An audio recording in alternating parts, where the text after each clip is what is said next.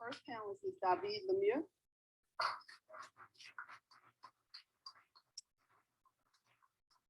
David has been a member of Chicago's activist community for over 40 years. At the age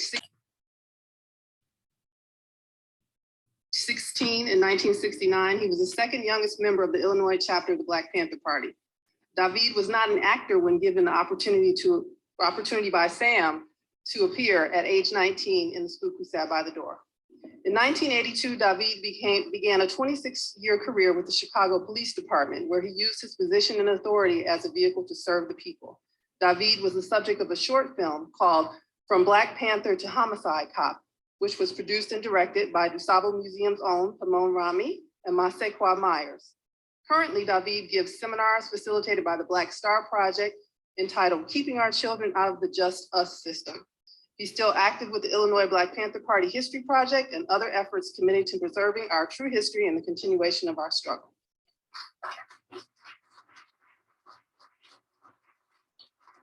Our next panelist is already on stage and he's spoken to you, but hasn't given himself a proper introduction, withRomney. He's the DuSable Museum's Director of Educational Services and Public Programs, and he's a legendary theater director, film producer, arts administrator, and cultural icon. Since the late 1960s, he's been involved in the development of television productions, films, music concerts, documentaries, plays, and multimedia. Since 2003, Pomone has provided consultation in multimedia and held the position of Chief Technical Officer for Masequa Myers and Associates. In 2004, after returning to Chicago from Los Angeles, he and his wife and creative business partner of 36 years, Masequa Myers, have directly mentored over 500 teen apprentices and indirectly mentored thousands across the Chicagoland area through live performances and their weekly Teen Talk radio theater broadcasts. In addition, they've created numerous films directed at teen issues. As the first African-American film casting director in Chicago, Pomone provided talent for such classic films as The Blues Brothers, Mahogany, Cooley High, and The Spook Who Sat by the Door. He recently produced a feature film of Boys and Men in 2011, starring Angela Bassett, Robert Townsend, and Victoria Rowell. Mr. Rami is also an Illinois Humanities Council 2013 Rhodes Scholar.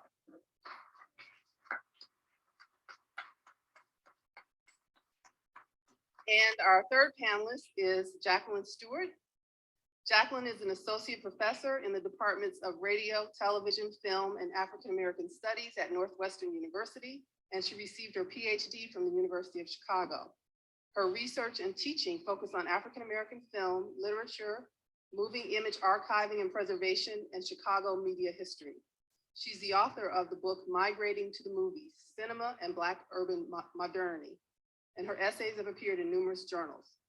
Stewart directs the Southside Home Movie Project and is the co-curator of the LA Rebellion Preservation Project at UCLA Film and Television Archive. She's currently researching the history of Black moving image preservation and completing a study of the life and work of African-American actor, writer, and director Spencer Williams. Her other research interests include the history and theory of film exhibition and spectatorship and quote-unquote orphan media, which means non-commercial and other marginalized film and video works in need of preservation, from home movies to cable access television programs. And finally, I'd like to bring to the stage our moderator for this afternoon, George Blaze. George is a multimedia producer, television personality, accomplished composer, and musician. His work in television, commercial production, and public service campaign writing has earned him 3 Chicago Emmys, 2 national tellies, and a National Community Broadcasters Award. He is the host of WCIU's 26 North Halsted and Chicago Now. And I'm going to turn the mic over to George for the panel.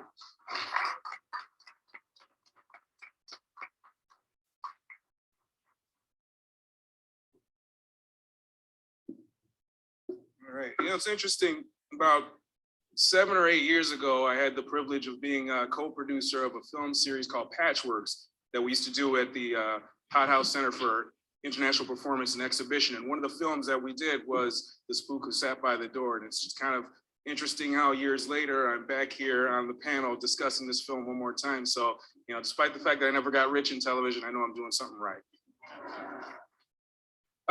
My first question is for Mr. Greenlee himself. The Spook Who Sat by the Door is the first Black financed major motion picture. I wonder if you could speak a little bit about what that process was like and how it was to get this film actually together. That's not true. There was a thriving Black film industry. It lasted for decades. It died out. And what you say is true when I made it. But I grew up watching Black financed, produced, directed, and acted. Oscar Michaud, as you know, produced more than 50 films right here in Chicago. It's strange that we don't know about what we used to do.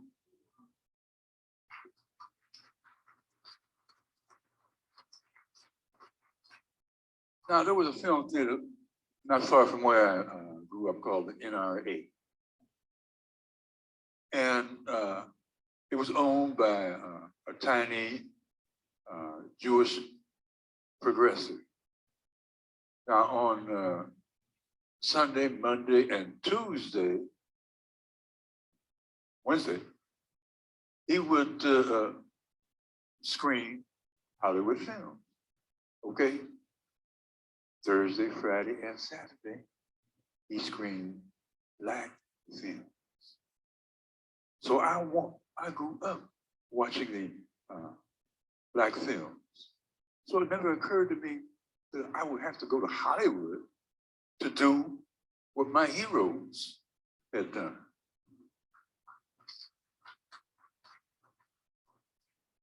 Now, I haven't wanted a Hollywood production. I said, okay, do it if you can. In the meantime, I got in touch with a former classmate who had become a consultant. He had consulted with, anyway, he was a business expert. I told him what I wanted. He drew up a limited partnership agreement. I wrote a proposal. I came and sat down and said, man, it'll turn me down all of it. I said, what the hell did you expect, man? So I gave him the proposal, and we went out and raised $850,000, primarily from Black investors.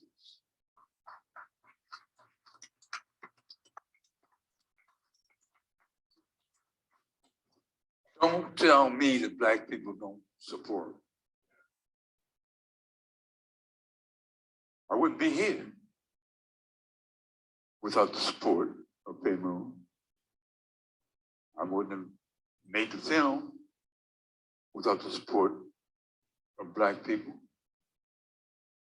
I wouldn't be a highly educated man with no attempt at false modesty without the support of my family and community. I love Black people.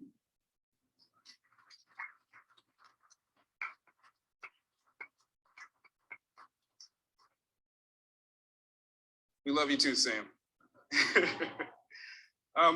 Ms. Stewart, yeah, in terms of looking at a contemporary context of the importance of this film, you know, it's 40 years down the road, and Sam's talking about putting that film together, and yet here we are in 2013, and from what I understand, there are people out there trying to put together money, perhaps to do a film about the Saint Louverture and the revolution in Haiti, who can't seem to get the backing and the funding, and yet a white director like Quentin Tarantino can do Django Unchained.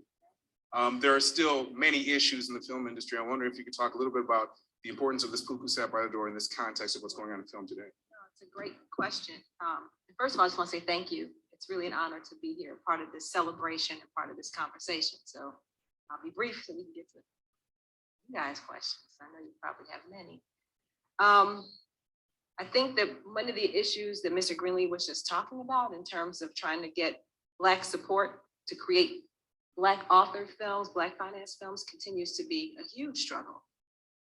And it's not a question of a lack of support that the community has, but it has to do with the structures of how to get films made.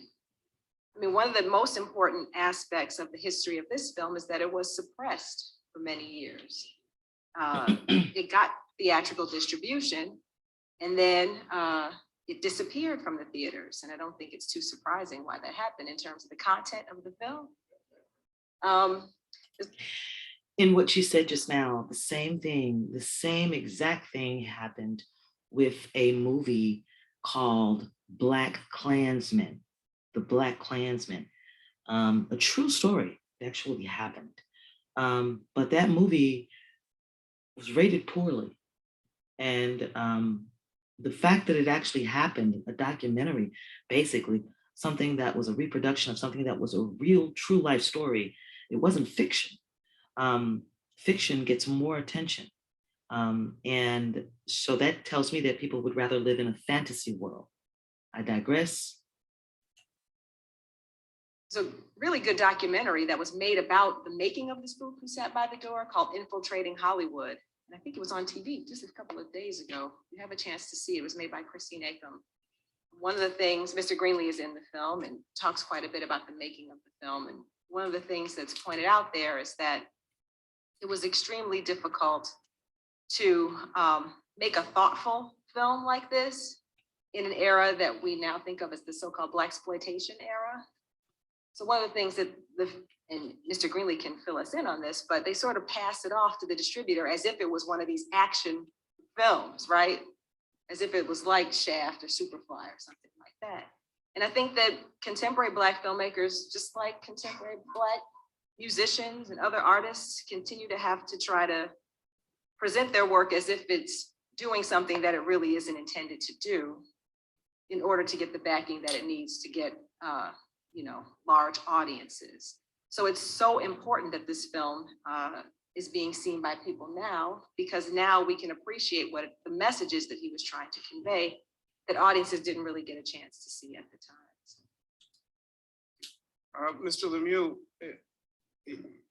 in terms of your context as a veteran of law enforcement, it has to be particularly poignant of the headlines today. Within just the last week, we had a situation where a highly trained, decorated LAPD officer from the manifesto I read highlighted a lot of the issues that were going on in the department, decided to wage war against the LAPD. And there are many parallels between that situation and what went on in this film. I was wondering if you could comment a little bit on how current events are play out in great film and great work like this.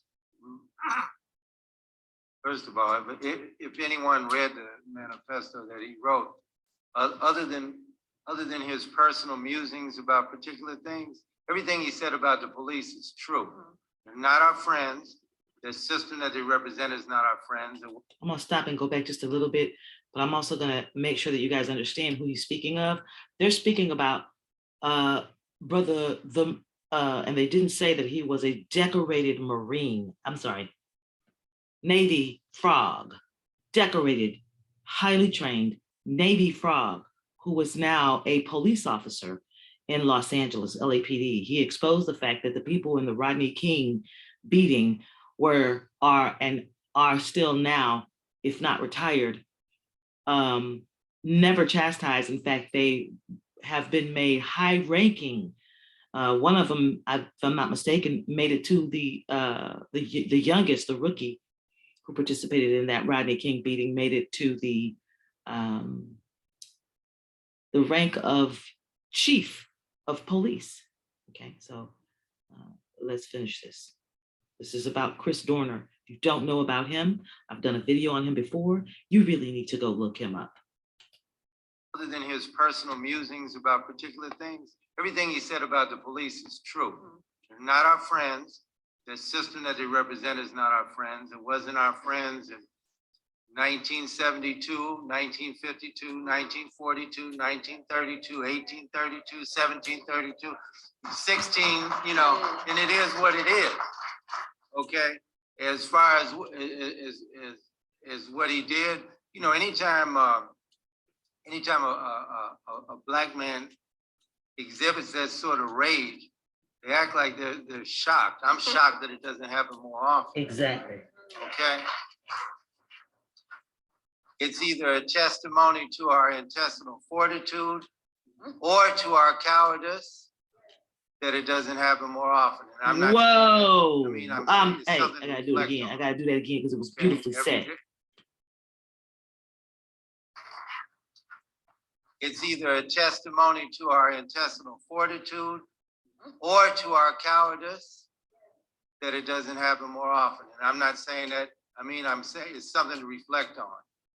Okay, every day we suffer some sort of indignity that the only just response would be to probably take someone's head off. And as all the men and women in this audience can attest to, with the responsibilities that we have to take care of our families, our children, our loved ones, we have to bite our tongue, we have to draw ourselves in, and we have to function. But don't think that resistance just started back with the making of this film or with what their brother did. There will always be people who will just get tired. This from an ex-police officer. Please listen.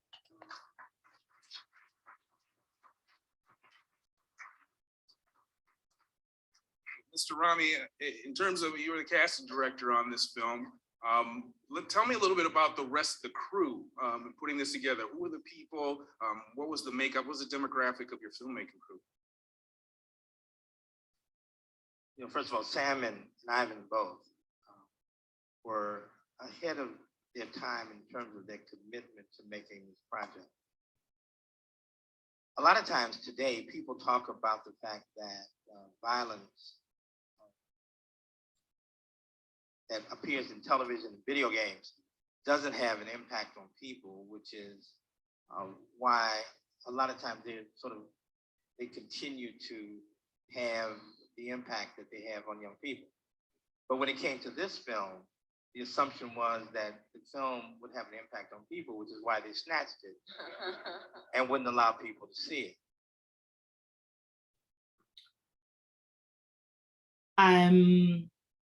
First, let me just say that I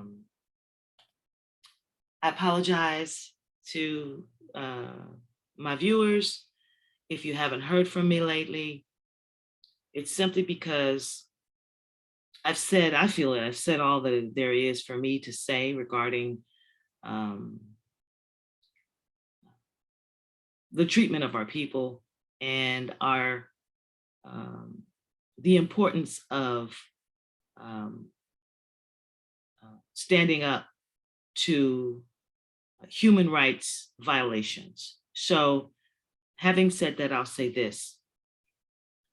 On this day, today, 4/25/22, there is a brother who was a spook who sat by the door.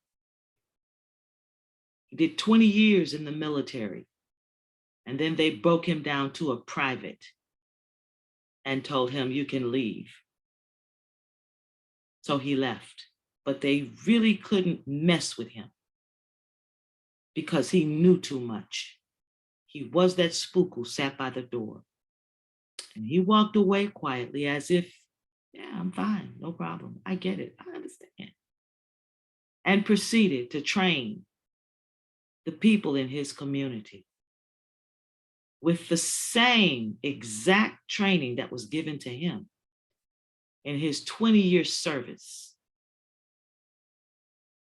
You have Black folk. I don't care about those who aren't melanated. I'm talking about melanated people who will tell you not to trust this man. Doesn't matter whether you can trust him or not. If he's giving you information that you can use, such as training, how to operate, and exposing secrets that they do not want him to expose, which is why they silenced him on Instagram, why they silenced him, put gag orders on him, taking away his freedom of speech, because he galvanized not only thousands of people in this United States and probably more, but across the globe, he galvanized people. The El Machete in Mexico saw this man and simply did what he said. They didn't have no words. They just got up and did it. Don't want this video to be too long because I know you guys have a short attention span. Thank you for tuning in. For those of you who see this, thank you for supporting me on my YouTube. And rest assured, I'm not gone anywhere. I am here. It's just time to stop talking. Thank you. Stay tuned. There's more to come. And be blessed. Be protected. Be wise. Strategize. And keep your ears and eyes open. Today, April the 25th, is the court date of this man, who the federal government has on charges for simply pointing his weapon at the top of a building where he knew nothing about who was up there. He just knew that there were people on top of a building. So he used his scope to look up there, and now they're charging him with pointing his weapon at federal officers. Federal officers that he should have known were there. Federal officers that he had spoken to everybody involved in that city in Kentucky and said, this is where my people will be. Tell me where yours will be so we won't have no problems, no accidents, no mistakes. He put all his ducks in a row, and they failed to communicate to him that they were putting snipers on this building. So quite naturally, he looked up there to see who they were. This brother is that spook who sat by the door, and he told you that. Many of you never listened to his Instagram. All you listen to is these Black folk, melanated people out here telling you, don't trust him. We need 100,000 more just like him.